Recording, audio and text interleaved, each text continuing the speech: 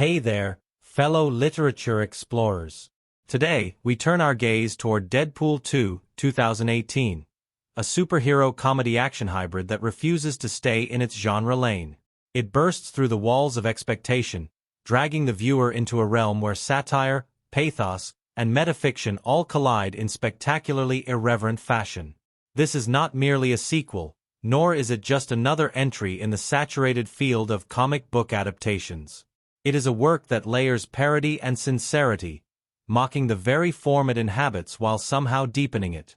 I'm delighted you've joined me, because in this conversation we'll be exploring how chaos becomes structure, how the absurd becomes emotional, and how a foul-mouthed anti-hero somehow gives us one of the most poignant meditations on grief and identity disguised beneath endless one-liners and explosions. When we try to situate this film in its cultural context, it is essential to remember the moment of its arrival. By 2018, the superhero genre had all but conquered cinema. Studios were building universes, weaving grand narratives across dozens of films, carefully calibrating tone, theme, and spectacle. Into this meticulously organized landscape walks a character who doesn't just break the fourth wall. He demolishes it with a sledgehammer, gleefully scattering the debris across the screen. This film thrives on disruption. It interrupts itself, mocks its own tropes, ridicules its studio overlords, and in doing so, insists that cinema does not need to be reverent to be meaningful. And yet, beneath its irreverence lies genuine sincerity, a story that grapples with loss, love, and the peculiar possibility of redemption for someone who seems constitutionally incapable of taking anything seriously. Stylistically, it is a director's playground. The camera refuses to settle into the predictable rhythms of blockbuster cinema. Action sequences unfold not as carefully polished ballet but as controlled chaos, drenched in absurdity, punctuated with jokes, and occasionally undercut by outright parody of action itself. Editing leaps between tones, slicing comedy into tragedy, flipping pathos into slapstick with dizzying speed. This fractured style is not random but intentional. It embodies the protagonist's psyche, fragmented, manic, constantly oscillating between bravado and vulnerability. In literature, we would call this unreliable narration. Here, it becomes unreliable filmmaking, a cinematic form that mirrors the hero's fractured personality. The overview of the narrative is deceptively straightforward. At its heart, it is the story of grief. The anti-hero loses the love of his life in an act of violence, and that absence becomes the wound around which the entire narrative coils. Stripped of purpose, he embarks on a path that is equal parts vengeance and self-destruction, stumbling into encounters with new allies and new enemies, some of whom are little more than mirror reflections of his own instability. The plot tracks his reluctant journey from selfish detachment to something approaching responsibility, though responsibility here is always undercut by sarcasm and parody. Yet, as with any text worth unpacking, the surface narrative conceals deeper motifs. The question of found family, the tension between fate and choice, the allure of nihilism, and the fragile persistence of hope. The plot unfolds with gleeful abandon, though always anchored by an emotional core. The first act delivers a jarring shock. The beloved partner, a figure who provided grounding and warmth to the chaos, is suddenly gone. This absence launches the anti-hero into despair, which he cloaks in humor, hiding grief beneath the veneer of quips. His attempted suicide is filmed not as solemn but as absurdist spectacle, a reminder that even the darkest moments are filtered through his fractured lens. But the narrative does not linger in despair. It jolts into motion when a child with extraordinary potential and extraordinary anger comes into his orbit. This boy, hunted by powerful forces, becomes the figure around which redemption and destruction pivot. From there, the narrative accelerates into collisions. Literally, figuratively, emotionally. The anti-hero tries to form a team, a parody of superhero recruitment sequences, and the result is disastrous. The supposed allies are dispatched in brutal slapstick fashion, the parody undercut by genuine shock. This sequence alone teases the audience with the film's method. Set up an expectation, mock it, then twist it into something startlingly sincere. Out of the wreckage emerges a hardened mercenary from the future, a soldier driven by grief of his own. Their conflict becomes the story's spine, one man trying to kill the boy to prevent future horror, the other trying to save him as an act of redemption for his own sins. The film teases and toys with major twists at every turn. The team-building sequence, seemingly a celebration of superhero tropes, is revealed as an elaborate joke on the genre itself.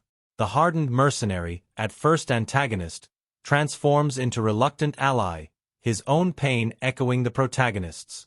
The boy, initially framed as victim, emerges as potential villain, his fury a mirror of the anti-hero's darker impulses. And threading through it all are moments of surreal meta-commentary, where the film openly acknowledges its own artifice, references to other films, to studios, to actors playing characters. This self-awareness does not undermine the narrative. Instead, it enriches it, forcing us to reflect on storytelling itself, on the constructed nature of all cinematic reality.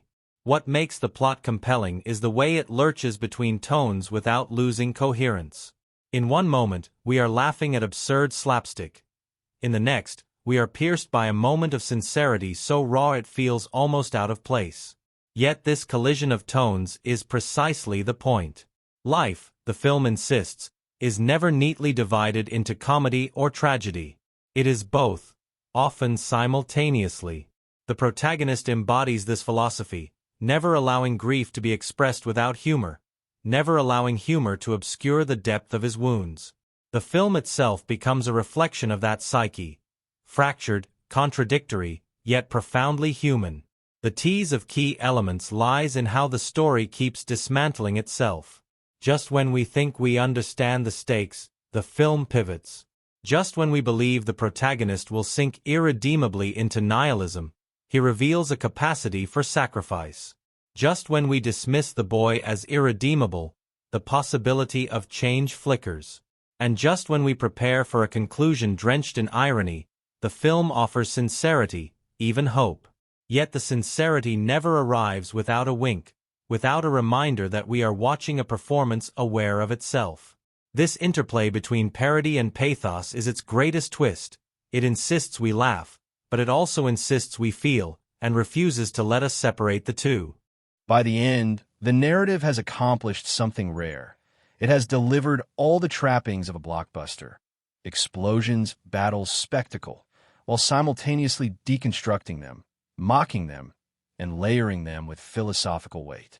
It has shown us that even the most irreverent character can grapple with grief, that even the most chaotic story can carry sincerity, that even parody can lead us to profound reflection. And it leaves us with the unsettling but exhilarating truth that the line between comedy and tragedy is always thinner than we imagine. This, then, is what makes the film resonate as more than entertainment. It is literature masquerading as spectacle, philosophy disguised as parody.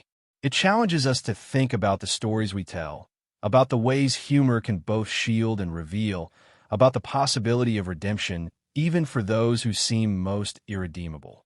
And as we close this introduction, we prepare to dive deeper, not into a superhero film, but into a layered text that insists we question, interpret, and feel. The first half of the story begins not with laughter, though laughter quickly arrives, but with a wound.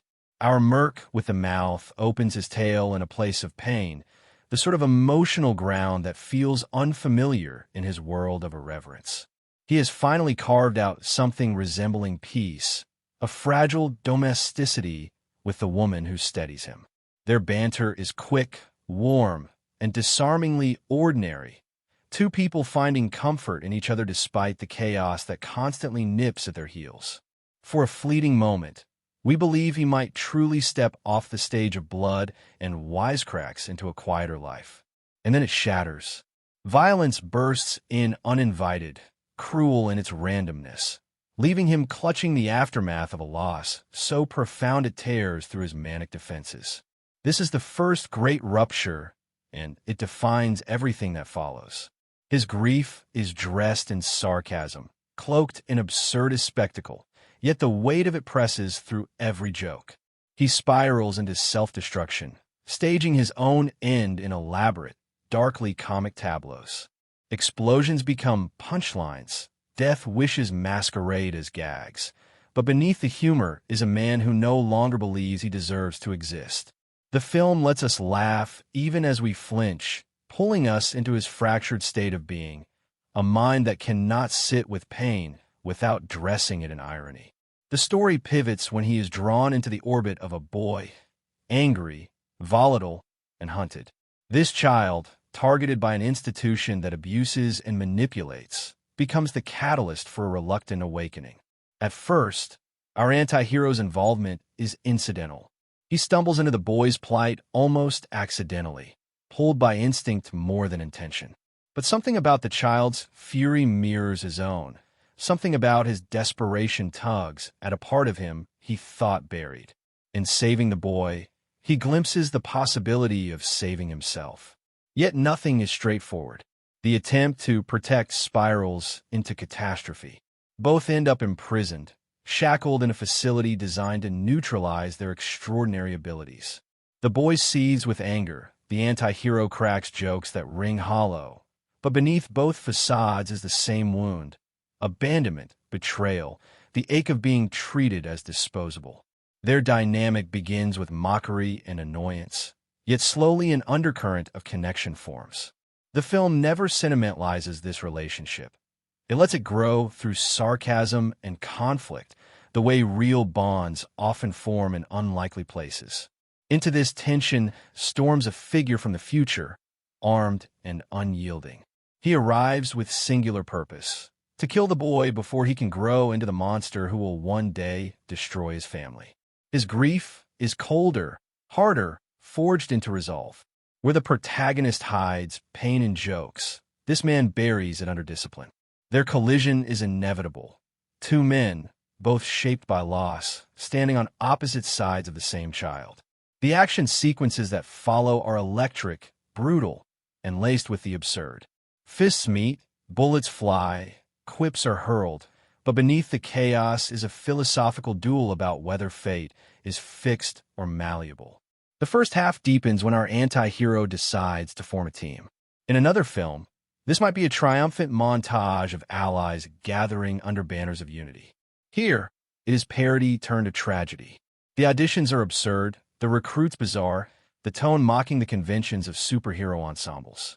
And yet, when the team finally takes the field, disaster strikes with horrifying speed.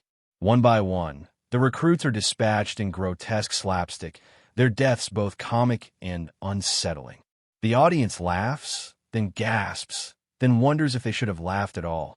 It is one of the film's most brilliant inversions, dismantling the myth of heroic teams, while showing us the fragility of those who dare to believe in them. From the wreckage of that failed experiment, the conflict sharpens. The boy drifts further into anger, resentful of abandonment, tempted by darker forces.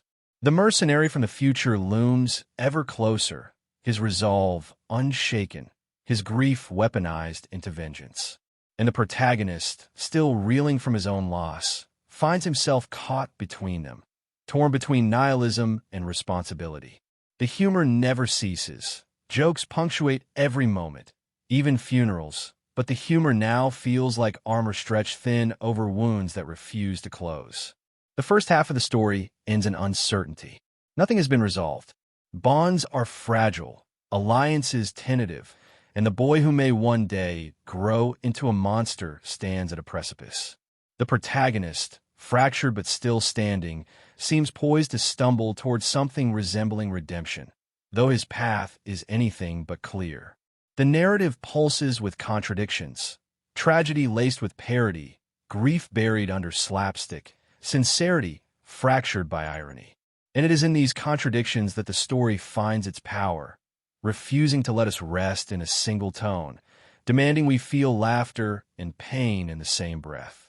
What makes this first half unforgettable is not only what happens but how it happens. It insists that chaos can carry meaning, that parody can sharpen tragedy, that even the most irreverent figure can stumble into sincerity. By the midpoint, we are as disoriented as the protagonist himself, laughing, unsettled, moved, and unsure of what the second half will bring. All we know is that the chase is far from over, and the story is just beginning to reveal how deep its irreverence conceals its heart. The The second half of the story begins with fractures widening. The boy, once simply angry, now simmers with a rage so potent it threatens to consume him. His trust in the protagonist is fragile, already strained by disappointment and abandonment. He stands on the edge of choosing who he will become, and every adult around him is either trying to weaponize him or prevent him from becoming a weapon. This tension becomes the true battlefield, less about fists and bullets, more about whether a young soul can be salvaged before grief hardens into vengeance. The mercenary from the future looms larger now, his mission sharpened, his grief no longer private but a force that drives him toward confrontation. His presence in the narrative deepens the theme of fate. Can the future be rewritten, or must pain inevitably replicate itself? His every move insists on inevitability, his every action an attempt to crush possibility before it blooms. And yet, in his hardness, there are cracks. We see him hesitate, see the grief beneath his fury, the face of a man who has already lost too much. He is antagonist, but not villain. His motives are sympathetic even when his methods are ruthless. Our anti-hero, meanwhile, finds himself torn in ways he has never been before. His natural instinct is self-preservation dressed in jokes, the refusal to let sincerity pierce his armor. But the boy demands sincerity. The mercenary demands sacrifice. For the first time, his humor falters. The jokes continue, but they ring with desperation, the laughter of someone cornered by grief. This is where the film's tonal brilliance sharpens. Comedy never vanishes, but it becomes a kind of elegy, a refusal to surrender to despair even as despair presses in. The story surges into a sequence of chaos as the boy aligns himself with a darker figure, a man whose brutality offers him the validation he craves. Their bond is twisted mentorship, built on anger rather than love. The protagonist realizes too late that his failure to connect has left the boy vulnerable, and now he must claw his way back, not only through walls of guards and explosions but through the walls of mistrust the child has built. The mercenary continues his pursuit, convinced that killing the boy is the only way to prevent tragedy. Both men, in their own ways, are defined by loss, and both see the boy as reflection of what they have endured. The difference is one sees possibility, the other inevitability. The action crescendos in set pieces of absurd grandeur, vehicles overturned, bodies hurled, fists colliding with bone. But the spectacle is always laced with irony. The film mocks its own tropes even as it indulges them, cutting tension with parody, then slicing parody with sincerity. We laugh as parachutes fail, as absurd powers prove useless, only to be yanked into silence when the boy's fury finally erupts. The tonal whiplash is deliberate, reminding us that comedy and tragedy are siblings, forever colliding in the chaos of human experience. At last, the conflict funnels toward its climax. A final confrontation where all the threads intertwine. The boy teeters on the edge of violence that will define his future. The mercenary aims his weapon, prepared to erase him before that future can unfold. And the protagonist, battered, bruised, stripped of pretense, makes a choice that transcends jokes, transcends parody. He throws himself between them, not with sarcasm but with sincerity. For the first time, he stops mocking and starts sacrificing. His act of selflessness forces both the boy and the mercenary to pause, to see that cycles of grief and vengeance can be broken not through violence but through love, however clumsily expressed. The boy, confronted with this sacrifice, hesitates. His rage flickers, his choice wavers. And in that hesitation lies possibility. The mercenary, too, falters, recognizing in the protagonist's act a reflection of his own buried hope. Fate, for a moment, bends. The inevitability of tragedy yields to the possibility of change. It is not triumph in the conventional sense. No villain is slain, no grand battle won. But it is victory of a different order. The preservation of possibility, the salvation of a boy from becoming what others have already decided he must be. Even after this, the film refuses to settle neatly. It layers in absurd detours, mocking its own earnestness, teasing us with parody even as sincerity lingers. But the heart has already been pierced. We have seen beneath the jokes, beneath the irony, and what we find there is sacrifice, love, and the fragile belief that redemption is possible even for the most broken among us. The closing moments riff on genre tropes, twist them, fracture them, but at their core they affirm something unexpected, that in a world of parody and chaos, sincerity still matters. The second half concludes not with finality but with contradiction. The protagonist remains irreverent, still mocking, still dismantling every trope in sight. Yet we know now that beneath the irreverence is a man transformed, not wholly healed, not neatly redeemed, but changed by the act of choosing someone else over himself. The boy's fate is altered, the mercenary's grief tempered, and the cycle of inevitability briefly broken. It is not a clean ending, but it is the kind that resonates, the kind that lingers long after the laughter fades. What makes this half so powerful is how it insists on contradiction. Comedy becomes elegy, parody becomes sincerity, spectacle becomes philosophy. It never lets us rest in one tone, never allows us to forget that life itself is messy, fractured, absurd, and profound all at once. By the time credits roll, we realize we have not only watched a superhero parody but lived a meditation on grief, redemption, and the fragile possibility of hope. Characters are the marrow of this story, the very reason why its irreverence doesn't collapse into pure parody but instead expands into something richer, more literary. To talk about them is to peel back the layers of irony and discover the raw sincerity that beats beneath the wisecracks. Each figure, from the foul-mouthed anti-hero at the center to the boy teetering on the edge of becoming villain, to the grief-stricken soldier who has traveled back in time, embodies a different philosophy of survival. Together, they form a tapestry of grief, rage, and reluctant love, woven with threads of absurd humor that somehow make their humanity shine even brighter. Into this tension storms a figure from the future, armed and unyielding. He arrives with singular purpose: to kill the boy before he can grow into the monster who will one day destroy his family. His grief is colder, harder, forged into resolve. Where the protagonist hides pain in jokes, this man buries it under discipline. Their collision is inevitable. Two men, both shaped by loss, standing on opposite sides of the same child. The action sequences that follow are electric, brutal, and laced with the absurd. Fists meet, bullets fly, quips are hurled, but beneath the chaos is a philosophical duel about whether fate is fixed or malleable. The first half deepens when our anti-hero decides to form a team. In another film, this might be a triumphant montage of allies gathering under banners of unity. Here, it is parody turned to tragedy. The auditions are absurd, the recruits bizarre, the tone mocking the conventions of superhero ensembles. And yet, when the team finally takes the field, disaster strikes with horrifying speed. One by one, the recruits are dispatched in grotesque slapstick, their deaths both comic and unsettling. The audience laughs, then gasps, then wonders if they should have laughed at all. It is one of the film's most brilliant inversions, dismantling the myth of heroic teams while showing us the fragility of those who dare to believe in them. From the wreckage of that failed experiment, the conflict sharpens. The boy drifts further into anger, resentful of abandonment, tempted by darker forces. The mercenary from the future looms ever closer, his resolve unshaken, his grief weaponized into vengeance. And the protagonist, still reeling from his own loss, finds himself caught between them, torn between nihilism and responsibility. The humor never ceases, jokes punctuate every moment, even funerals, but the humor now feels like armor stretched thin over wounds that refuse to close. The first half of the story ends in uncertainty. Nothing has been resolved.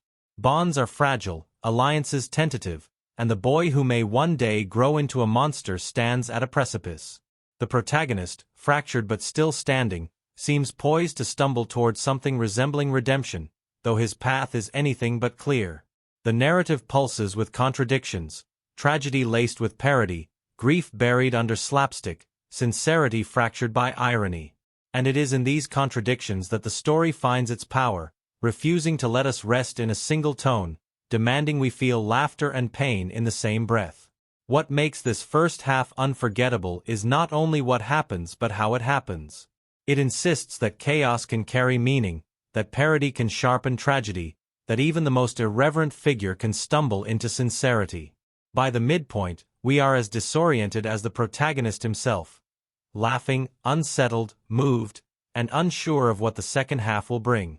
All we know is that the chase is far from over, and the story is just beginning to reveal how deep its irreverence conceals its heart. The second half of the story begins with fractures widening. The boy, once simply angry, now simmers with a rage so potent it threatens to consume him. His trust in the protagonist is fragile, already strained by disappointment and abandonment. He stands on the edge of choosing who he will become, and every adult around him is either trying to weaponize him or prevent him from becoming a weapon. This tension becomes the true battlefield, less about fists and bullets, more about whether a young soul can be salvaged before grief hardens into vengeance. The mercenary from the future looms larger now, his mission sharpened, his grief no longer private but a force that drives him toward confrontation. His presence in the narrative deepens the theme of fate. Can the future be rewritten, or must pain inevitably replicate itself? His every move insists on inevitability, his every action an attempt to crush possibility before it blooms. And yet, in his hardness, there are cracks. We see him hesitate, see the grief beneath his fury, the face of a man who has already lost too much. He is antagonist, but not villain. His motives are sympathetic even when his methods are ruthless. Our anti-hero, meanwhile, finds himself torn in ways he has never been before. His natural instinct is self-preservation dressed in jokes, the refusal to let sincerity pierce his armor. But the boy demands sincerity. The mercenary demands sacrifice. For the first time, his humor falters. The jokes continue, but they ring with desperation, the laughter of someone cornered by grief. This is where the film's tonal brilliance sharpens. Comedy never vanishes, but it becomes a kind of elegy, a refusal to surrender to despair even as despair presses in. The story surges into a sequence of chaos as the boy aligns himself with a darker figure, a man whose brutality offers him the validation he craves. Their bond is twisted mentorship, built on anger rather than love. The protagonist realizes too late that his failure to connect has left the boy vulnerable, and now he must claw his way back, not only through walls of guards and explosions but through the walls of mistrust the child has built. The mercenary continues his pursuit, convinced that killing the boy is the only way to prevent tragedy. Both men, in their own ways, are defined by loss, and both see the boy as reflection of what they have endured. The difference is one sees possibility, the other inevitability. The action crescendos in set pieces of absurd grandeur, vehicles overturned, bodies hurled, fists colliding with bone. But the spectacle is always laced with irony. The film mocks its own tropes even as it indulges them, cutting tension with parody, then slicing parody with sincerity. We laugh as parachutes fail, as absurd powers prove useless, only to be yanked into silence when the boy's fury finally erupts. The tonal whiplash is deliberate, reminding us that comedy and tragedy are siblings, forever colliding in the chaos of human experience. At last, the conflict funnels toward its climax. A final confrontation where all the threads intertwine. The boy teeters on the edge of violence that will define his future. The mercenary aims his weapon, prepared to erase him before that future can unfold. And the protagonist, battered, bruised, stripped of pretense, makes a choice that transcends jokes, transcends parody. He throws himself between them, not with sarcasm but with sincerity. For the first time, he stops mocking and starts sacrificing. His act of selflessness forces both the boy and the mercenary to pause, to see that cycles of grief and vengeance can be broken not through violence but through love, however clumsily expressed. The boy, confronted with this sacrifice, hesitates. His rage flickers, his choice wavers. And in that hesitation lies possibility. The mercenary, too, falters, recognizing in the protagonist's act a reflection of his own buried hope. Fate, for a moment, bends. The inevitability of tragedy yields to the possibility of change. It is not triumph in the conventional sense. No villain is slain, no grand battle won. But it is victory of a different order. the preservation of possibility, the salvation of a boy from becoming what others have already decided he must be. Even after this, the film refuses to settle neatly. It layers in absurd detours, mocking its own earnestness, teasing us with parody even as sincerity lingers. But the heart has already been pierced. We have seen beneath the jokes, beneath the irony, and what we find there is sacrifice, love, and the fragile belief that redemption is possible even for the most broken among us. The closing moments riff on genre tropes, twist them, fracture them, but at their core they affirm something unexpected, that in a world of parody and chaos, sincerity still matters. The second half concludes not with finality but with contradiction. The protagonist remains irreverent, still mocking, still dismantling every trope in sight. Yet we know now that beneath the irreverence is a man transformed, not wholly healed, not neatly redeemed, but changed by the act of choosing someone else over himself. The boy's fate is altered, the mercenary's grief tempered, and the cycle of inevitability briefly broken. It is not a clean ending, but it is the kind that resonates, the kind that lingers long after the laughter fades. What makes this half so powerful is how it insists on contradiction.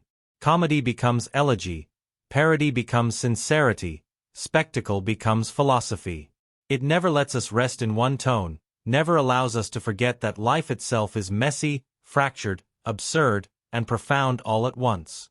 By the time credits roll, we realize we have not only watched a superhero parody but lived a meditation on grief, redemption, and the fragile possibility of hope.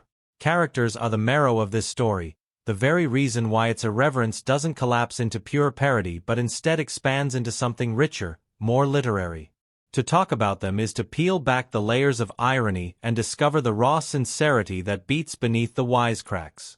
Each figure, from the foul-mouthed anti-hero at the center to the boy teetering on the edge of becoming villain, to the grief-stricken soldier who has traveled back in time, embodies a different philosophy of survival.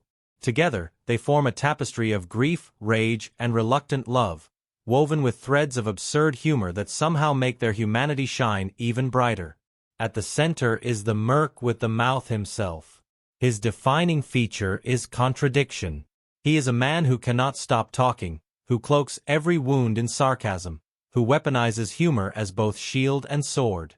Yet beneath that constant chatter lies a gaping silence, grief so heavy it threatens to pull him under. His love, ripped from him early in the story, becomes the ghost haunting every line he delivers. He makes jokes about death, mocks his own suffering, derides the conventions of heroism, but the eyes tell the truth. This is a man staggering under loss. What makes him compelling is not his irreverence but the way that irreverence cracks. Every quip becomes double-edged, a refusal to collapse and a desperate cry for help. He is both parody of hero and embodiment of heroism, refusing to conform even as he discovers the fragile possibility of sacrifice. The boy at the story's heart is a mirror. He burns with anger, his body a furnace of resentment against a world that has abused and abandoned him. He lashes out not only because he can, but because he has been taught that violence is the only language anyone listens to. His rage terrifies those around him, but what unsettles most is how much it echoes the protagonist's own. They are two versions of the same story. One older, already broken, the other younger, still teetering on the edge of becoming weapon or human. The boy's journey is not background, it is the crucible in which the anti-hero must face himself. Saving the boy becomes synonymous with saving the fragment of himself he lost long ago. Then comes the soldier from the future, a man armored not only with weapons but with grief. His family, destroyed in a future he is determined to rewrite, drives him into the past with vengeance sharpened into purpose. Where the protagonist hides pain under comedy, this man buries it under discipline, his body taut with rage he cannot release. He is antagonist by necessity, but never villain. His humanity flickers even in his harshness, his grief softening the edges of his ruthlessness. The irony is that he and the protagonist are mirrors too. Two men broken by loss, each choosing a different path. Their conflict is philosophical as much as physical. Can grief produce redemption, or only destruction? The lost partner, though her time on screen is brief, casts the longest shadow. She is warmth, she is grounding, she is the reminder of what it means to live outside the chaos. Her death is the wound that drives the entire narrative, but her presence never truly vanishes. She appears in visions, in dreams, in moments when the protagonist teeters between life and death.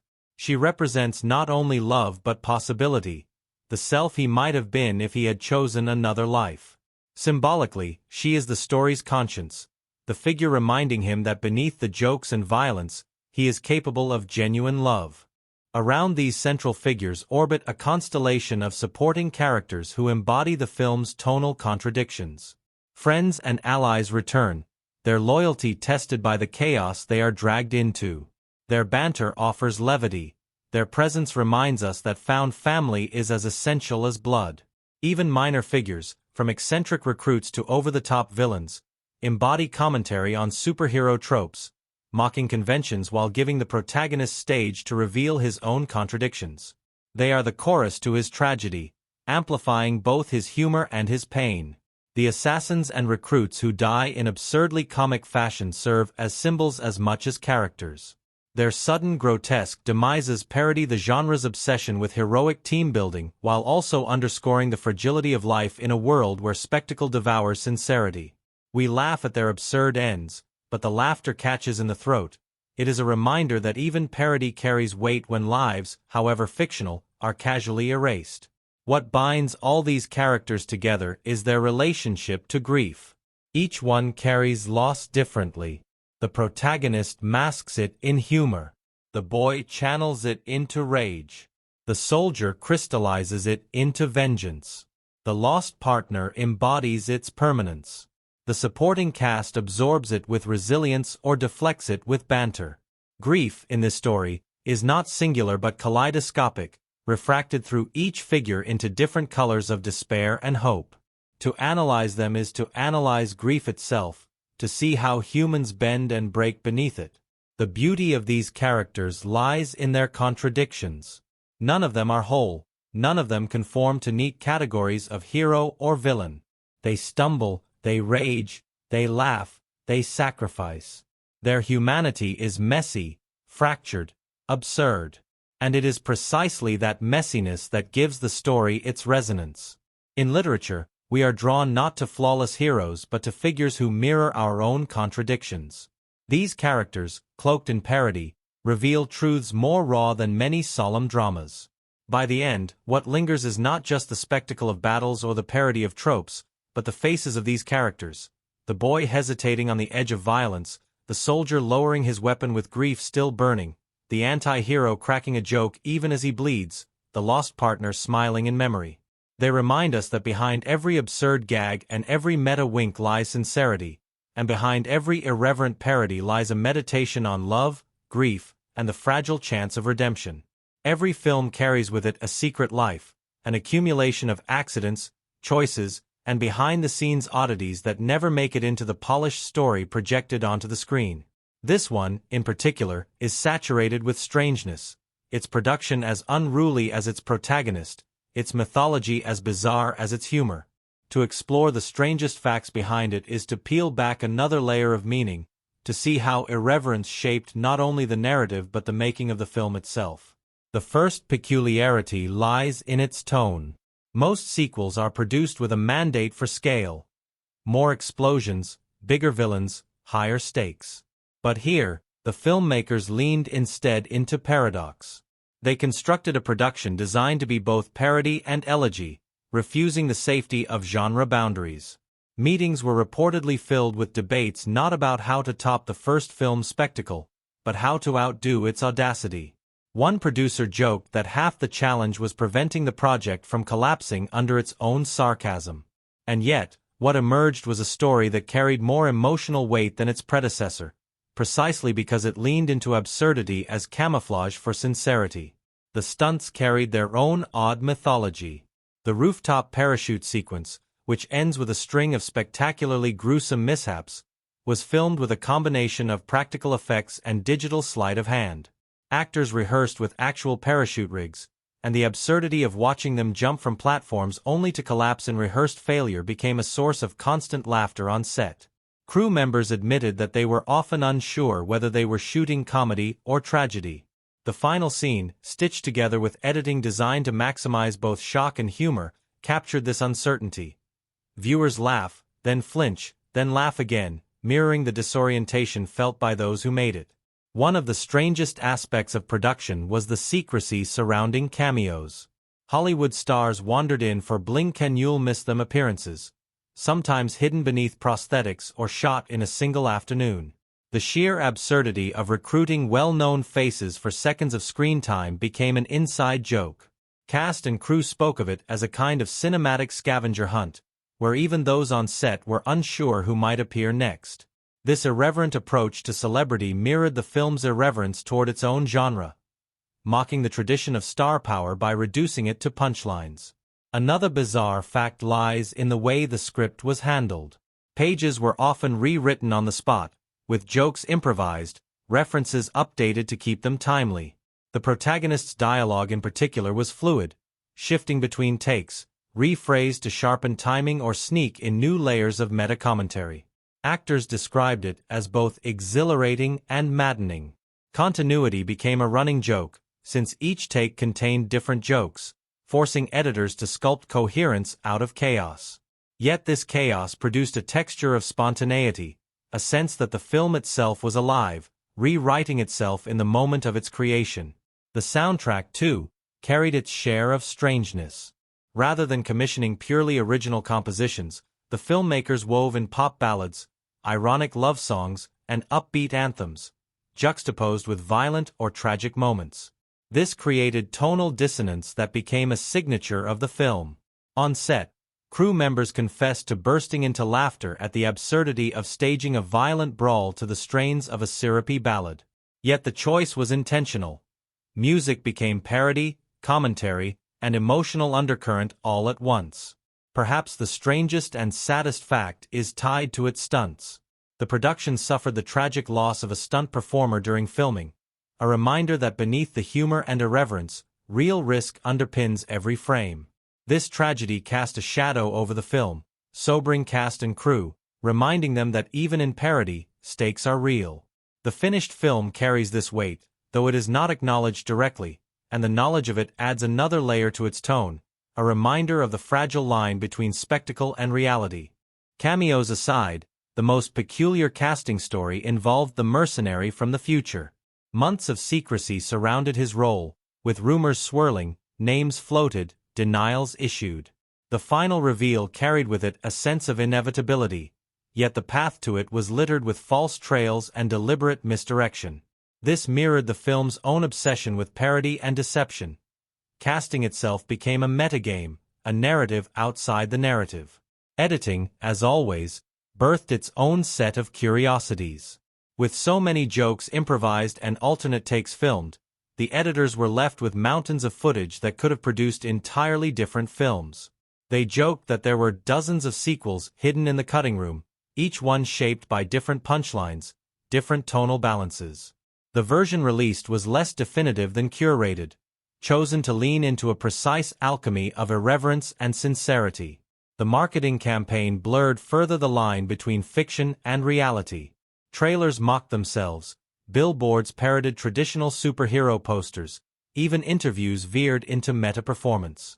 Audiences were never certain whether they were consuming promotion or parody. The campaign itself became an extension of the film's tone, proof that its irreverence could stretch beyond the frame of cinema into the cultural discourse surrounding it. In the end, the strangest fact of all is how the film manages to carry grief at its core while cloaking itself in absurdity.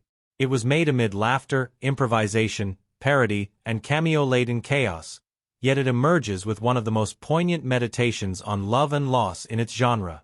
Its oddities, rewritten scripts, improvised lines, disorienting editing, stunt disasters, surreal cameos, are not distractions but part of its DNA. The production was as fractured and unpredictable as the protagonist himself, and that fracture became art. What lingers is the sense that this film could not have been made any other way. Its strangest facts are not curiosities tacked on but echoes of the story it tells. Chaos stitched into coherence, parody sharpened into sincerity, absurdity transformed into something strangely profound. Critical perspectives allow us to pull the mask off this film and look not at its surface humor but at the deeper structures that give it meaning. When we treat it as text, not just spectacle, we see that every gag and every explosion is double-coded. One layer for parody, another for sincerity, and both bound by questions about grief, redemption, and the possibility of breaking cycles of violence. Its events, though dressed in absurdity, unfold as allegories about fate, choice, and the strange resilience of love. The opening tragedy, for instance, is not just shock value. Critics often note how it sets the tone for everything that follows, insisting that beneath the jokes lies a heart scarred by loss. The death of the partner is staged in blunt contrast to the irreverence we expect from the anti-hero, and this dissonance becomes thematic. Life shifts from comedy to tragedy without warning, and one cannot hide from the pain forever. Through a literary lens, this is the moment when parody collapses and reveals itself as elegy. The jokes that follow do not erase the grief but expose it. Humor becomes survival mechanism. Another pivotal event, the imprisonment alongside the boy, works as metaphor for intergenerational trauma. Critics reading through a psychoanalytic lens point out that both characters are products of abuse and neglect, and their incarceration together forces the protagonist to confront his younger self. The cell becomes symbol of identity itself, a place where rage and sarcasm lock horns, and where the decision to connect or abandon will determine both their futures. The film dresses this in quips and slapstick, but beneath it is the classic literary theme of the mentor confronted with his own shadow. The parachute sequence, often discussed for its absurd comedy, takes on a different shade under critical scrutiny. The failed team, each dispatched in grotesquely comic fashion, is a satire of superhero ensemble building. But it is also a critique of spectacle itself, the way blockbuster cinema reduces characters to disposable gimmicks. By mocking this trope, the film positions itself against the very genre it inhabits. Yet, paradoxically, it also elicits genuine horror. The laughter catches in the throat. This duality, parody that becomes critique, is why critics place the film within the tradition of postmodern literature, where texts deconstruct themselves even as they perform. The entrance of the soldier from the future reframes the narrative again. His grief and vengeance represent the theme of inevitability, the belief that violence must repeat itself endlessly. Critics draw parallels to Greek tragedy, where characters' attempts to prevent fate inevitably ensure its fulfillment. The mercenary's mission to kill the boy before he can destroy the future mirrors myths of patricide and prophecy. The anti-hero counters this fatalism with chaotic hope. The belief that change is possible, that cycles can be broken, even if the attempt is ridiculous. Their conflict becomes allegory for two worldviews, determinism versus possibility, waged not only with weapons but with philosophy. The climax, where the protagonist sacrifices himself to stop the cycle, carries multiple critical readings. From a structuralist perspective, it subverts the hero's journey. Instead of triumph through conquest, salvation comes through selflessness cloaked in comedy. From a deconstructive perspective, it mocks the very act of sacrifice by surrounding it with irony, yet refuses to let the irony dilute the sincerity. It is both parody and genuine redemption at once, a contradiction that embodies the film's essence. Intertextuality is also at play. References to other films, studios, and actors scatter throughout the text, creating a dense network of meta-commentary. Critics align this with postmodern novels that collapse the boundary between fiction and reality, reminding readers of the artifice even as they immerse themselves. The film does not want us to forget it is performance. It wants us to question why we crave these narratives, why we invest in tropes even when they are mocked. Its events are not self-contained but part of a dialogue with all superhero cinema. From a cultural studies perspective, the film can be read as commentary on masculinity. The protagonist's irreverence masks vulnerability, the boy's rage embodies wounded adolescence, the soldier's stoicism reveals grief repressed into violence. Each male figure represents a different model of coping with loss, and the narrative critiques them by forcing them into dialogue. The eventual choice, to embrace connection rather than destruction, offers a subversion of the traditional hyper-masculine hero who solves everything with violence. The film still revels in violence, but it reframes it as backdrop rather than solution. The closing moments, where sincerity is undercut by parody but not erased, exemplify what many critics call the text's double vision. Every event functions on two levels. One mocking convention, one affirming humanity. The partner's death is both a parody of the fridging trope and a sincere exploration of grief. The team's failure is both slapstick parody and critique of disposability. The soldier's vengeance is both genre trope and Greek tragedy echo. The protagonist's sacrifice is both mockery of redemption arcs and genuine redemption itself. This double vision is why the film sustains critical interest. It refuses to collapse into either cynicism or sincerity, insisting instead on both. In sum, the events of the story, its deaths, its jokes, its betrayals, its sacrifices, are more than narrative beats. They are rhetorical devices, each crafted to destabilize the viewer while forcing reflection. Critics approach it as satire, tragedy, postmodern deconstruction, cultural critique, and mythic allegory all at once. And perhaps that multiplicity is the point. The film insists on interpretation, resists singular meaning, and leaves us caught between laughter and grief, parody and sincerity, absurdity and profundity. Production stories for this film are as unruly, audacious, and layered with contradiction as the film itself.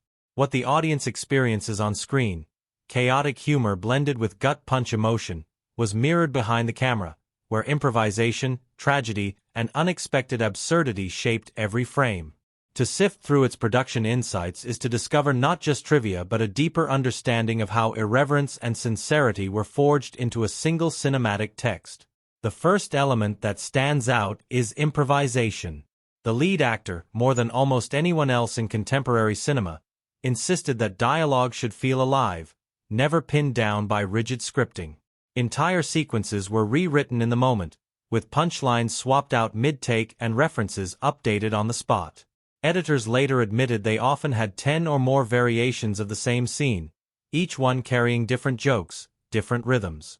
Choosing the right version wasn't about continuity, it was about sculpting the balance between humor and pathos.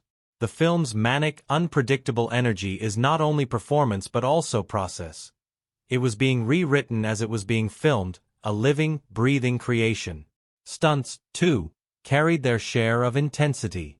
The film's greatest spectacle, the doomed parachute mission that kills nearly the entire makeshift team, was filmed with a blend of practical effects and visual trickery, but the chaos on screen was mirrored by chaos off it. Performers rehearsed absurd deaths in increasingly grotesque ways, cracking jokes about who could outdo whom with the most ridiculous demise. Yet, beneath the laughter, the sequence carried the weight of danger. Harnesses malfunctioned, winds shifted during outdoor shoots, and timing became precarious. That the scene reads as both horrifying and hilarious is testament to the crew's willingness to blur comedy and catastrophe until they became indistinguishable. Not all the stunts ended in laughter. Production was struck by tragedy when a stunt performer lost her life during a motorcycle sequence. The incident sent shockwaves through the cast and crew, halting filming and casting a long shadow over the project. Out of respect, the film did not sensationalize the moment, but those who made it carried the grief into their work. Some later confessed that the story's thematic focus on loss and grief felt eerily parallel to the mourning on set. In this sense, the line between fiction and reality blurred, and the emotional gravity of the film became all the more authentic. Cameos became their own mythology. Stars appeared in blink-can-you'll-miss-them roles, hidden behind prosthetics or dispatched in seconds. Many of these appearances were filmed in secrecy, sometimes in a single day with minimal crew, to preserve surprise. The delight of these cameos wasn't just for audiences but for the crew themselves, who often didn't know until the last moment who would wander onto set. The production became a kind of scavenger hunt, a celebration of celebrity culture turned on its head. In reducing famous faces to punchlines, the film extended its irreverence beyond genre tropes into the very machinery of Hollywood itself. The soundtrack reflects another layer of playful strangeness. Instead of relying solely on orchestral scoring, the filmmakers leaned into ironic juxtapositions, violent scenes paired with syrupy love ballads, tragic beats underscored by bubblegum pop. Recording sessions were deliberately unconventional. Musicians were asked to play deliberately off-key, to disrupt rhythms, to make compositions feel as fractured as the protagonist's psyche. The result was a soundscape that never let the audience relax, always pulling between sincerity and parody. Crew members admitted that during playback sessions, they often burst into laughter at the absurdity of scoring a massacre to the soft strains of a sentimental classic. The marketing campaign blurred the line between promotion and parody. Billboards mocked their own existence. Trailers lampooned the conventions of trailers. Interviews dissolved into meta-performance. Even the studio executives were not immune. Their own strategies became fodder for satire. Cast and crew later remarked that it felt less like promoting a film and more like extending it into real life. The campaign became performance art, proof that the film's tone was not confined to the screen. Secrecy surrounded not just cameos but also major plot beats. Actors were given redacted scripts, sometimes discovering key moments only when shooting them. This mirrored the protagonist's own fractured perception of reality. Performers, like characters, piecing together the story from fragments. Some found it frustrating, others liberating, but all agreed it produced performances charged with genuine surprise. Perhaps the most intriguing production insight lies in the way tragedy and comedy coexisted. Cast and crew would laugh uproariously at absurd improvisations, only to fall silent when grief surfaced in the narrative or when reality intruded with its own losses. This oscillation mirrored the film's tone, reminding everyone that comedy and tragedy are never far apart. One actor described the set as a wake where everyone kept telling jokes, a phrase that captures the strange alchemy of laughter and sorrow that defined both the story and the making of it. By the end, the crew emerged from production with a sense that they had participated in something more than another blockbuster. They had lived through chaos, mourned genuine loss, improvised their way through absurdity, and created a work that reflected all of it. The film's texture, its manic humor, its raw grief, its refusal to stay in one tonal lane, was born from this lived experience. Crew members remembered laughing so hard during takes that retakes were inevitable. The line between rehearsal and performance blurred into one. This constant rewriting gave the film its manic energy, a sense that anything could happen at any moment because, in truth, it often did. The stunts, though drenched in parody on screen, were brutally real behind the camera. The parachute sequence that dispatches an entire squad of recruits in grotesquely comic fashion required weeks of planning and endless rehearsal. Performers were strapped into rigs, dropped from cranes, spun into chaos while cameras chased them midair. The absurdity of the final edit belied the painstaking choreography needed to make each accidental death feel both shocking and hilarious. Yet the laughter on set often turned uneasy, because the humor depended on violence staged with razor-thin margins for safety. That unease crystallized into heartbreak with the tragic death of stunt performer Joy Harris during a motorcycle stunt. The accident halted production, plunging cast and crew into mourning. 4 days, laughter on set gave way to silence, the irreverence that had defined the shoot muted by grief. Some later admitted that the story's own themes of loss and recovery felt eerily prophetic in those days. When cameras rolled again, the tragedy was carried within the work. The crew dedicated themselves to finishing not just a film but a tribute, ensuring that behind the jokes and irreverence, the weight of loss was acknowledged in the marrow of the project. Cameos became their own production circus. Big-name stars were smuggled onto set for blink-and-you'll-miss-them appearances, often disguised or hidden until release. These appearances were filmed in secrecy, sometimes with skeleton crews, sometimes in minutes between other projects. Even members of the production confessed they didn't know who would wander in on a given day. The cameos became both parody and commentary, mocking Hollywood's obsession with star power while indulging in it gleefully. The music, too, was treated with irreverent seriousness. Producers leaned into ironic juxtapositions, recording syrupy love ballads to accompany carnage, upbeat pop to score tragedy. Sessions were deliberately unconventional. Singers asked to croon earnest lyrics while watching footage of absurd violence, orchestras instructed to play slightly off-beat to create fractured rhythms. Musicians later laughed about the strangeness of being part of a love story disguised as a massacre, yet the dissonance became one of the film's most memorable stylistic signatures. Editing was a Herculean task. With so many improvised lines, alternate takes, and chaotic stunts, the editors had enough material to assemble entirely different films. Whole sequences could shift tone depending on which punchlines were chosen. The final cut was the result of months of experimentation, testing balance between parody and sincerity, ensuring that humor never erased grief and grief never suffocated humor. Editors describe the process as curating chaos, an apt phrase for a film that thrived on disorder. Off-camera dynamics carried their own weight. The bond between the lead actor and his fellow performers mirrored the story's theme of found family. Banter flowed constantly, tension diffused through laughter, even in the midst of grief. Yet there were fractures too, creative disagreements about tone, debates about whether sincerity risked undermining parody or whether parody risked undermining sincerity. These debates were not hidden but woven into the process, shaping performances, sharpening contrasts. The marketing campaign extended production into performance art. Billboards, trailers, interviews, all became vehicles for meta-humor, blurring lines between promotion and parody. Crew members joked that they never stopped filming, that the entire campaign was an extension of the film itself. Even the actors participated in character, refusing to drop the irreverent tone, turning press tours into comedic improvisation.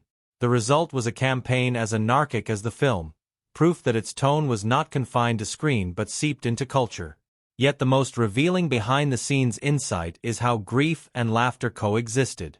Cast and crew laughed until tears rolled during absurd improvisations, then fell silent when tragedy returned to memory. One actor later described the experience as a circus in mourning, a phrase that captures the strange alchemy of the project. It was a production defined by contradictions, parody born of pain, comedy sharpened by grief, spectacle infused with sincerity. And perhaps that is why the finished work resonates so strongly. It was not a polished machine but a lived experience, scarred by tragedy, buoyed by laughter, shaped by improvisation, and driven by the conviction that even irreverence can carry truth. Behind the jokes lies a story of resilience, of artists carrying grief into art, of chaos transformed into something strangely profound. Themes and symbolism are the lifeblood of this film, the hidden scaffolding beneath the barrage of jokes, explosions, and meta-commentary. To take it seriously, ironically, the very invitation its irreverence seems to mock, is to discover a meditation on grief, love, responsibility, and the strange possibility of redemption wrapped inside parody. Every gag conceals an idea, every violent spectacle is double-coded, every moment of sincerity is framed by absurdity yet refuses to be erased by it. At its center lies grief. The partner's sudden death is not just a narrative device but the symbolic rupture that fractures everything. In the language of literary analysis, this is the wound from which all meaning flows. Grief becomes the shadow draped across every quip, every irreverent aside. The protagonist mocks death, sings to it, stages absurd suicides around it, but the humor never hides the truth, it only reveals how unbearable it is to face directly. Grief here functions as paradox, simultaneously hidden by parody and revealed through it.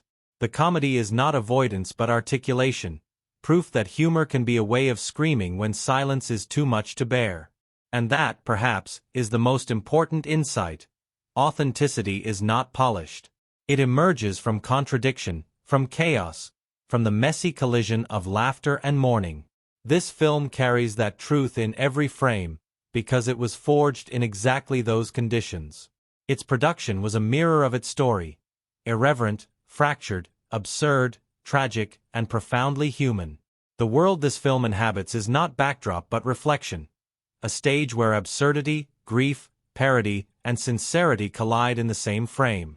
To study its settings and cinematic elements is to realize how carefully chaos has been curated, how deliberately disorder has been sculpted into a language that mirrors the protagonist himself. Cities, prisons, safehouses, streets, they are all characters, each one exaggerated, stylized, or twisted just enough to blur the line between parody and authenticity. The story begins in urban sprawl, neon-lit streets where violence erupts in comic bursts of excess. These spaces are filmed with deliberate contradiction.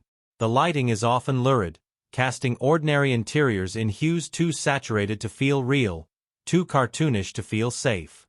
Cinematography captures brutality at close range, handheld cameras rattling through fight sequences with jittery urgency. The chaos is overwhelming, yet every detail is composed to heighten absurdity. Explosions are framed almost lovingly, bodies crash into furniture with slapstick timing, and every shadow is cut through with the possibility of a punchline. The city becomes not a realistic space but a distorted reflection of the anti-hero's mind, loud, messy, and unwilling to sit still. Contrast arrives in the domestic spaces, the apartment where fleeting happiness exists. Here, lighting softens, colors warm, shots linger longer. The mise-en-scene is intimate, cluttered counters, ordinary furniture, a window glowing faintly with streetlight. This grounding setting makes the rupture of tragedy all the more devastating. Critics note how the shift from neon chaos to quiet intimacy underscores the emotional duality at the film's core. The home symbolizes possibility, the life he could have lived if violence had not intruded. Its destruction is symbolic as well, reducing him once more to fragments. The prison where he and the boy are locked away functions as allegory. Sterile, industrial, humming with mechanical coldness, it strips them of individuality. Costumes shift here too. Uniforms erase identity, shackles mute power. The setting is lit with harsh fluorescence, shadows sharp and unforgiving. This is no comic exaggeration but a space of dehumanization, where even humor seems to echo hollowly. Yet the film refuses to surrender entirely. Jokes ricochet off walls, quips puncture silence, as if the protagonist himself refuses to let the space dictate despair. The prison becomes a crucible, identity crushed by the system, yet humor clawing back fragments of humanity. Then there is the cityscape of the parachute mission. Sunlit skies contrast violently with the grotesque absurdity of the sequence. Wide shots capture the expanse, but editing fractures it into chaos as bodies plummet, each demise more ridiculous than the last. The setting itself mocks superhero tropes. An open sky that should symbolize freedom instead becomes stage for parody. The sequence owes its tone as much to cinematography as to narrative. Slow-motion shots exaggerate horror, while absurd framing turns death into punchline. The juxtaposition is intentional. The sky becomes symbol of ambition undone, freedom collapsing into farce. Later, the convoy battle unfolds across highways and city streets, spaces transformed into arenas of spectacle. Vehicles are filmed from impossible angles, crashes captured with bone-rattling realism. Here, editing accelerates into frenzy, cuts piling upon cuts, refusing clarity. The effect is disorientation, immersion into the chaos of combat. Yet humor refuses to vanish. Absurd one-liners punctuate crashes. Parody rides shotgun with spectacle. The city is reduced to collateral damage, a stage for both parody and sincerity, reminding us that in this world destruction is always double-coded. Lighting throughout the film reflects its tonal instability. Intimate moments glow with warmth, tragic beats are drenched in shadows, action sequences erupt in garish saturation. No scene is allowed visual neutrality, everything is exaggerated, stylized, heightened. Critics often point to this as evidence of the film's metafictional awareness. The visuals themselves parody the genre's aesthetics, exaggerating them into absurdity while still delivering genuine spectacle. Sound is equally layered. Pop ballads underscore violent mayhem, turning carnage into ironic dance. Syrupy love songs accompany explosions, forcing dissonance that becomes comedy. Yet the score also carries sincerity. Strings swell in moments of sacrifice, percussion drives battles with real urgency. Sound effects are crisp, visceral. Fists crack, bones snap, bodies crash into walls with grotesque clarity. The soundscape never lets the audience forget the absurdity, yet never allows them to dismiss the stakes. Every note, every punch, every ironic needle drop reinforces the double vision.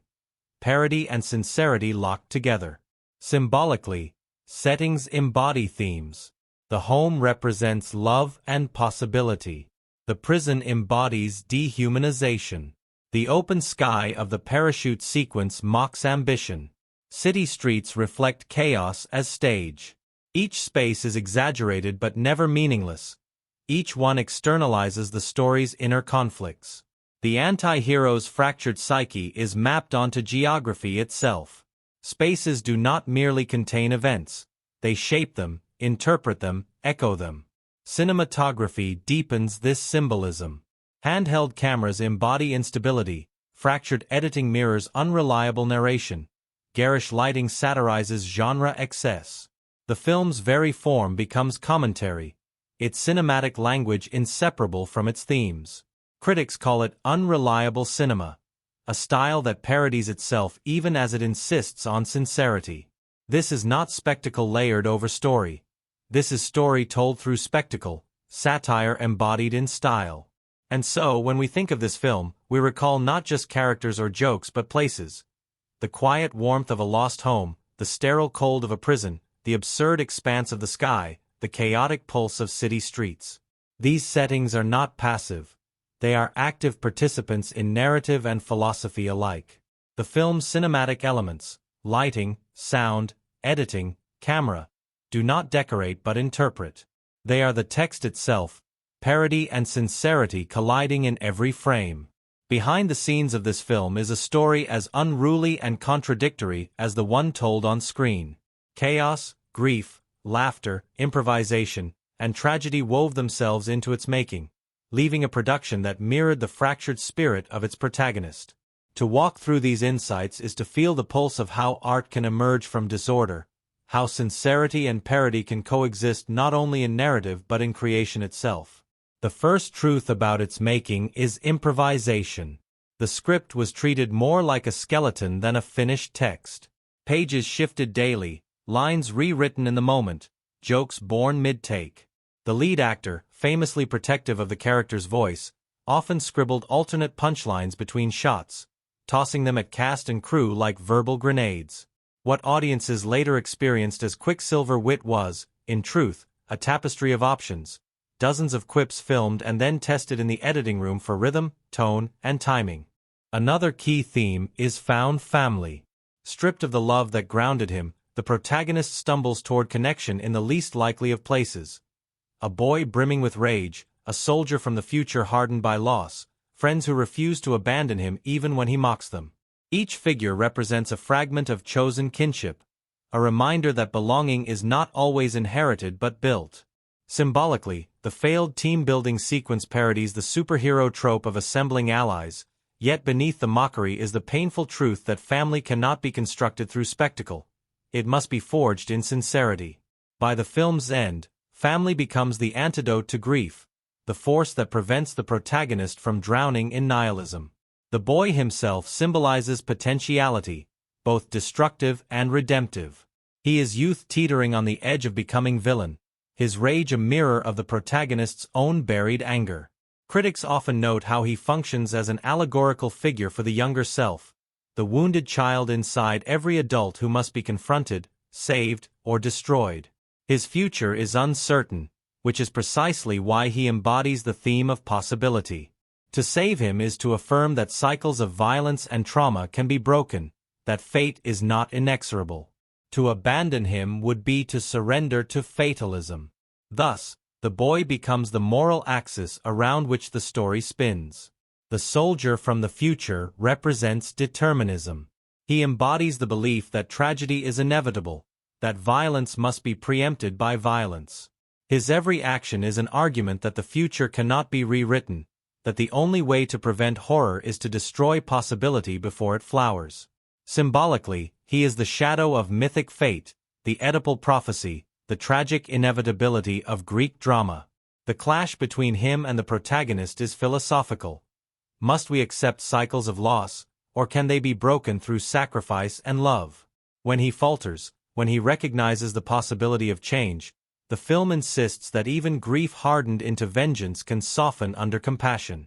The motif of sacrifice is central. The protagonist's final act, placing himself in harm's way to save the boy.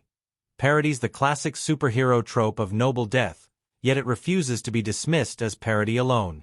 Surrounded by jokes and meta-winks, the act nonetheless resonates as genuine. It symbolizes the possibility of redemption, not through victory but through selflessness. Sacrifice here becomes the moment when parody gives way to sincerity, when irony is stripped bare and what remains is love. In this way, the film mocks and honors the trope simultaneously, creating a symbolic space where humor and pathos coexist. The symbolism of music is another thread. Syrupy love ballads underscore violent carnage, upbeat anthems accompany tragedy. This ironic juxtaposition symbolizes the instability of tone itself, the refusal to separate comedy and grief. Life, the film insists, is always both, a love song playing over a massacre, a joke cracked in the midst of tears. The music becomes emblematic of the story's central theme, contradiction as truth. Water recurs as symbol. It appears in visions of the lost partner, a barrier between life and death, intimacy and absence. When the protagonist imagines her in luminous domestic spaces separated by translucent water, it symbolizes the liminal state between survival and surrender. Water here is rebirth, but it is also distance, always close, never touchable. In the finale, when survival is framed by sacrifice, water becomes threshold, the space where grief and hope meet. Another symbolic layer lies in parody itself. The endless jokes, cameos, meta-references. These are not mere flourishes but thematic devices. Parody here symbolizes resistance. By mocking the machinery of superhero cinema, the film resists being swallowed by it. By mocking its own heroism, it resists the trap of sincerity that might feel false. Parody becomes armor, both for the character and for the film, a way of telling truth slant, to borrow from Emily Dickinson. The absurdity protects the sincerity within, ensuring that when sincerity arrives, it strikes harder. The prison sequences symbolize dehumanization. Uniforms, shackles, sterile corridors, they strip individuals of identity, reducing them to tools of control. For the boy, this setting threatens to crystallize his rage into destiny. For the protagonist, it is a reminder of how systems crush individuality. The jokes he cracks in these sterile spaces symbolize defiance, humor as rebellion against erasure. Even death itself becomes symbol. The partner's death, the recruit's grotesque demises, the protagonist's sacrifice, all point to mortality as inescapable. Yet each death is framed differently. Tragedy, parody, redemption. The film insists that death, like life, is contradictory, sometimes absurd, sometimes devastating, sometimes noble, sometimes meaningless. By layering these frames, it forces us to consider the multifaceted symbolism of mortality itself. Thematically, the film also critiques genre. The failed team mocks ensemble-building tropes. The cameos parody star power. The irreverent asides dismantle the machinery of blockbuster cinema. Yet beneath the mockery is sincerity. The critique comes from within, made by those who also love the genre. This double vision symbolizes our own relationship with stories. We laugh at them, critique them, but we also crave them, need them, find truth within them. Ultimately, the themes and symbols converge on one paradox. Irreverence is the path to sincerity. The film mocks everything, its genre, its hero, even itself, but it mocks in order to reveal. Grief is real, love is real, redemption is possible, and humor is the fragile thread that binds them together. The jokes are not distractions. They are conduits. The parody is not dismissal. It is method. The symbolism insists that laughter and tears are not opposites but partners, each making the other more true. And that is why, beneath the absurdity, this film endures as literature disguised as spectacle. Its themes, grief, found family, fate versus choice, sacrifice, parody as resistance, are timeless. Its symbols, water, music, prison, parody itself, are layered, inexhaustible. To analyze them is to see how chaos becomes coherence, how contradiction becomes truth, how irreverence becomes sincerity. Filmmaking here is less about polish than pulse, less about the sleek choreography of a controlled blockbuster than the messy, unruly, exhilarating sensation of a story trying to break free from its own genre. To understand the techniques that shaped this film is to see how chaos was sculpted into coherence, how parody was given the same care as sincerity, and how the box office reception confirmed that audiences were willing to embrace a narrative that laughed at itself while cutting to the bone. The most defining technique is the camera. Rarely still, it lunges into fights, collides with walls, trembles as though it too is laughing at the chaos it records. Handheld shooting dominates, capturing an immediacy that refuses distance. Action sequences are not clean ballets of violence but jagged improvisations, the lens stumbling and correcting itself as bodies crash and collide. Slow motion punctuates the rhythm, often deployed not for grandeur but for comedy, exaggerating absurd demises until they become slapstick. This collision of jittery realism and stylized parody creates a visual language that mirrors the protagonist. Fractured, irreverent, yet capable of startling sincerity. Editing doubles down on this philosophy. Cuts are rapid, rhythms unpredictable, pacing always one step away from disorientation. But where many blockbusters use speed to overwhelm, here the editing is purposeful. Mocking conventions, emphasizing absurdity, then pulling suddenly into sincerity. Jokes land because of sharp timing. Tragedy stings because the editing lingers just long enough before cutting away. In sequences like the failed parachute mission, editing becomes satire itself, turning what could have been a triumphant montage into a grotesque comedy of errors. The film's fractured rhythm is not accident, it is rhetoric. Sound design plays its own role in the chaos. Action is underscored not by bombastic orchestration but by ironic needle drops, cheesy pop ballads, sentimental anthems, incongruous love songs. These juxtapositions turn violence into parody, forcing the audience to laugh even as carnage unfolds. Yet sound also serves sincerity. Strings swell in moments of sacrifice, silence falls at moments of grief, and the absence of parody becomes louder than any joke. The soundscape is layered to keep us off balance, refusing us the comfort of a single tone. Lighting and color reinforce the tonal contradictions. Domestic scenes glow with warmth, casting intimacy in amber tones. Action scenes explode with garish saturation, neon hues heightening absurdity. The prison sequence is drenched in sterile fluorescence, stripping away individuality and making humor feel brittle. Symbolic use of light is deliberate. Warmth for love, coldness for dehumanization, brightness for parody, shadow for grief. The palette mirrors the protagonist's fractured psyche, chaotic, unstable, yet always alive. Practical effects are another cornerstone. Explosions, crashes, grotesque demises. Whenever possible, these were filmed physically, lending authenticity to parody. The absurdity of a character's demise during the parachute sequence hits harder because the fall looks real, the impact visceral. CGI is used, but sparingly, often in service of parody rather than spectacle. This insistence on physicality grounds the humor, making absurd deaths feel uncomfortably tangible, forcing laughter and flinching to collide. Narrative structure itself is a filmmaking technique here. The story unfolds as parody of the hero's journey. Death, descent, the assembling of allies, the confrontation with fate. Each beat is both performed and mocked, acknowledged as cliché yet delivered sincerely enough to carry emotional weight.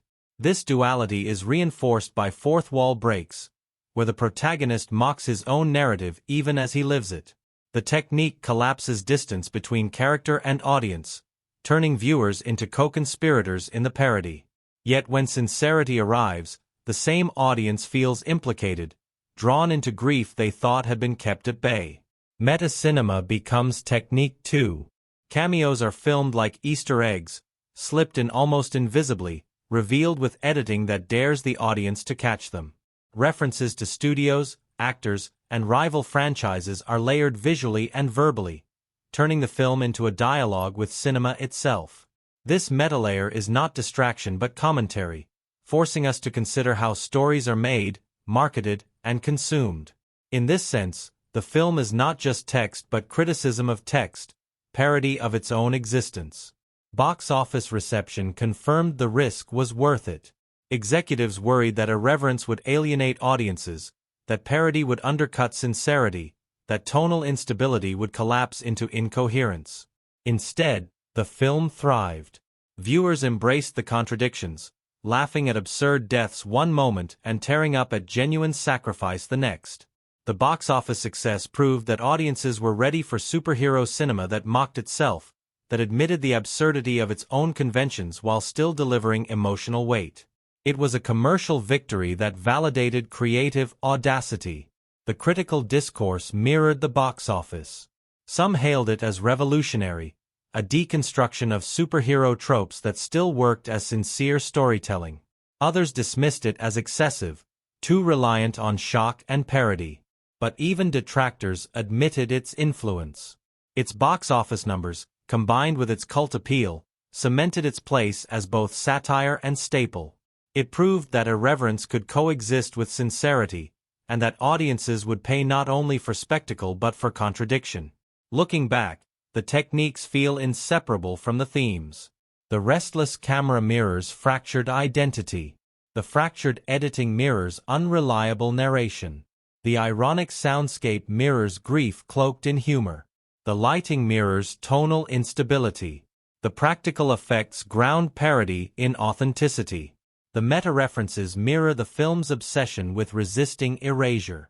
Every technique is symbolic, every choice meaningful. And that is why the film endures. Its box office triumph was not fluke but testament.